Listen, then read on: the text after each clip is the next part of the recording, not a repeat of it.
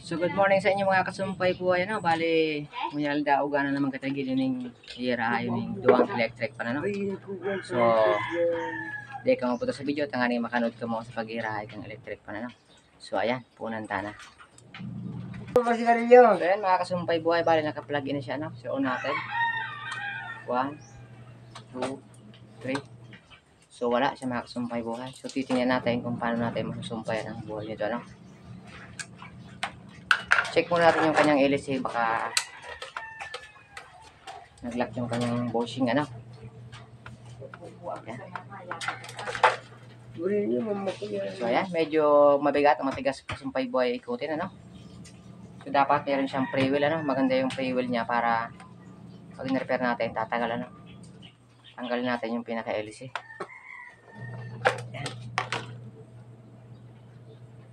Ayan, kasumpay buhay, bali medyo matigas talaga.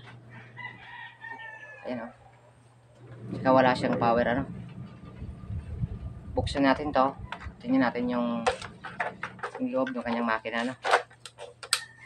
Dakol kaya nagiling. So, tanggalan natin ang tornilyo sa likuran.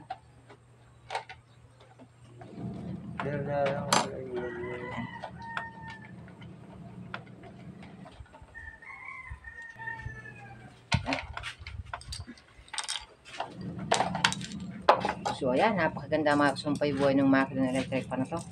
Kasumpay buhay yung ano, yung Eureka. Klase na una. Magandang klase to. Mas matibay ito kumpara doon sa Oro pa na no. So ayan, simulan na natin kasumpay buhay.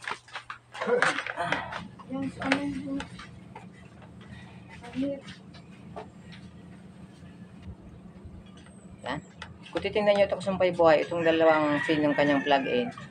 Ang isang linya nito papunta sa kanyang switch ano. Dito sa kanyang switch on.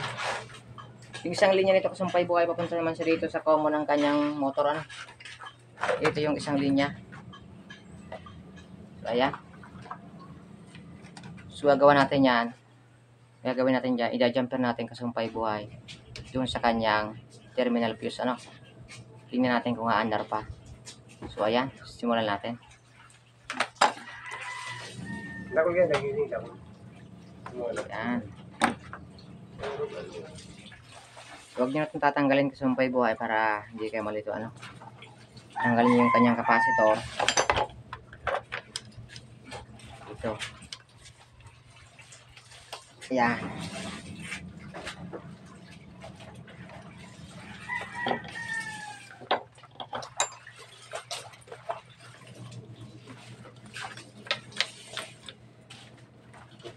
Diretso yung bulong So ayan. I-try natin kasumpay buhay na i-jumper dito sa isa sa kabila ng linya ng capacitor itong kanyang galing dito sa kanyang line 1 na plug-in ano. Ito yung i-jump natin yan dyan ano.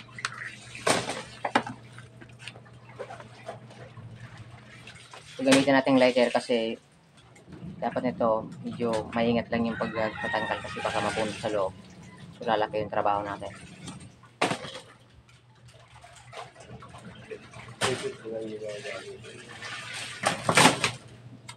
Ulitin natin. Kung hindi pa nakapag-like at share dyan kasumpay buhay, mag-like at share na kayo kasi sa like at share nyo lang at comment ay napakalaking tulong nyo na para sa akin. Ano? Yun lang ang hinihingi ko sa inyo. So ayan. So nalagay ko na sa mga kasumpay buhay. Ayan. Okay na. Ayan. Ito natin. Dapat una siya kasumpay buhay para pagka sinaksak natin kung aandar siya, aandar talaga. Kung hindi ano. Try natin. So wala siyang andar kasumpay buhay. Hawakan natin yung ano niya, pinaka-shafting. Wala rin. Diyan o kaya. Wala. Natin. So ayan. So bali kasumpay buhay yung kanyang switch on, yung number 1 niya hindi siya nag-on ano. Sinet ko sa number 2 umikot, inverter natin. Ayan. Ayan. So, ganun lang kasimple kasumpay buhay ang pag-repair nitong electric pan, ano. So, ayan. Tulad ng pinakita ko sa inyo kanina, hindi porket na paandar na natin, doon lang tayo focus sa kanyang terminal fuse, ano.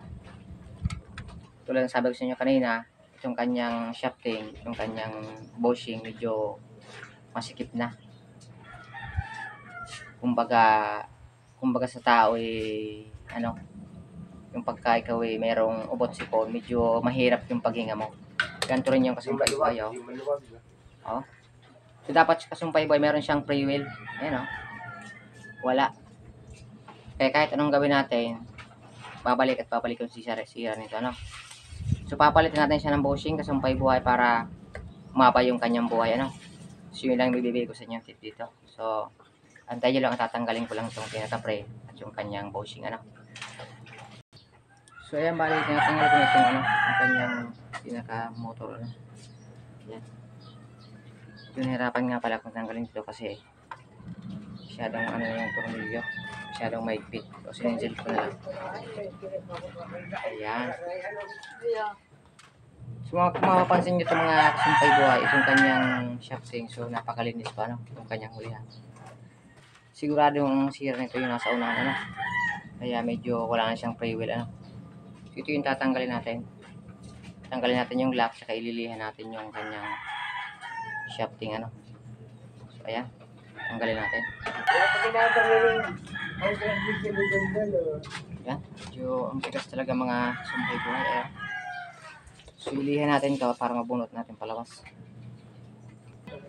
So, ayan, bali, nililiha ko sa magsumpay buhay kasi medyo may kalawang yung kanyang shafting. Subukan natin tanggalin. So, ayan, tanggalin natin. Kung mapapansin niya kasumpay buhay, meron niyang kulay itim dyan sa kanyang, ano, sa kanyang shafting, ano. Itong tubong to, itong bakal na to, ayan, oh. So, nasusunog yan pagka sobrang babad na yung electric pa natin, nasusunog yan, ano. Tapos nagkakaroon niya ng kaunting gas-gas, ayan, oh. Yan pala, siguro. Ayan. Yan. So, siya nga pala kasumpay buhay yung may-ari ng, ano, ng electric fan. So, Good morning, mag-like at mag-share kayo, no? So, napakalaking tulong nyo na yung pag-like at pag-share sa aking video. Ayan. So, yan yung nagiging problema kasumpay buhay kung bakit naglalak yung ating mga electric fan. At kung bakit humihina yung ikot. At bakit humihinto, ano? So, bakit na-open yung ating terminal fuse? Nag-open yung ating terminal fuse dahil dito sa kanyang shafting. Siyempre, hindi siya makaikot, kaya nasira yung kanyang terminal fuse, ano? Yung terminal fuse pala mga kasumpay buhay, hindi naman yun nakalagay dito sa electric fan para mas gumanda yung electric fan. Ang terminal fuse kasumpay buhay, yun ang protector para hindi tayo masunugan ng electric fan, ano? So, ayan. Ang gagawin natin kasumpay buhay, palitan natin itong shafting at saka palitan natin ng bushing, ano? Hindi na tayo magpapalit nito kasi hindi magtatagal yung ating video. Pwede naman tanggalin yung sa gitna. So, papalitan na lang natin ng isang buo, ano? Saka itong kanyang shafting. So, ayan. Palitan ko muna. So, bali ito na mga kasumpay buhay. Natanggal ko na yung kanyang face bushing at saka yung kanyang shafting, ano? So, ito yung kasumpay buhay. Dapat nibalik natin ito sa dating kinalagay niya, ano? Ito lang yung papalitin natin kasi yung kanyang shafting gas-gas na, ano? Ayan. Medyo matalim na yung kanyang ihi, ano? So, ayan. Ito yung papalitin natin dalawa. Ito hindi. So, bali meron man tayo yan. Ito. Kanyang case at saka yung, ano, shafting. Ito yung papalit natin.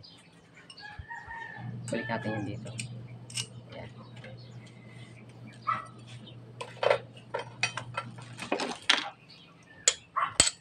Ayan.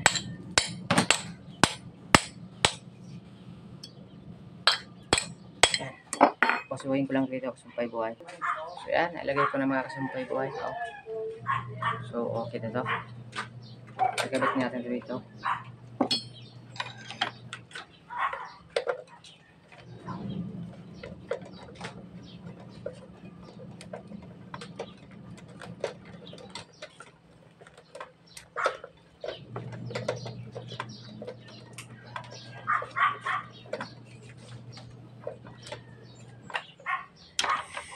unahin nyo muna itong ilagay kasumpay buhay para mas madali natin mailagay yung kanyang windings.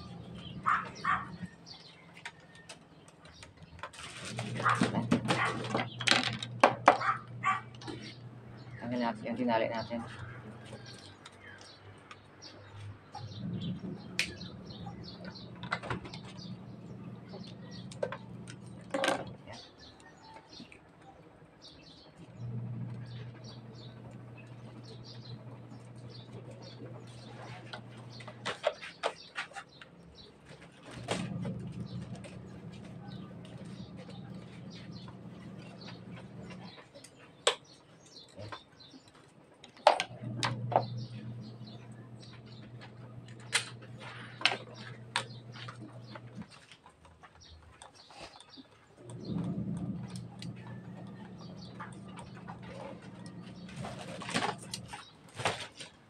Hindi mo na yan. Wala pala yung ita ko. Di kaya kinalipag naman ito na yun. Para hindi ka subanggi. Tulong mo. Ayan.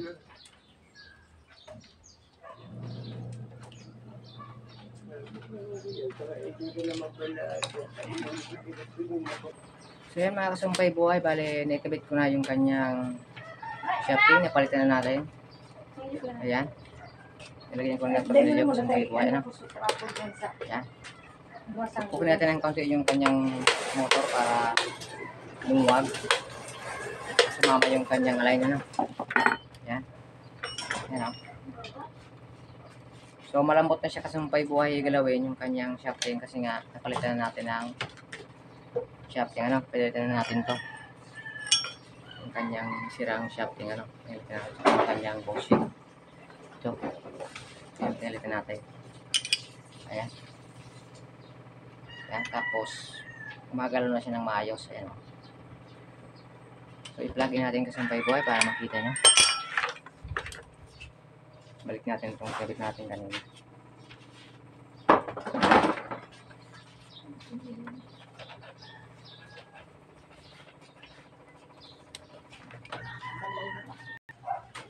So ayun mga kasumpay buhay, bali nakikabit ko na yung kanyang release at saka yung kanyang frame. Ano? So maganda na yung galawan ng ating release. Ano? Malambot na siyang ikutin. So ibig sabihin niya kasumpay buhay, maganda na yung condition ng ating electric fan motor. Ano? Ayan. Ayan. So i-plug in natin. Ayan. Ayan. So naka-number 2 tayo mga kasumpay buhay. Yung kanyang ayan, naka-number 2 tayo. Number 2, number 1. Ayan. Yung kanyang number 1 kasumpay buhay, wala na. Kasi ito yung ating switch on, sira. Pag ito natin, ayan, meron 3. Ayan. So, ayan.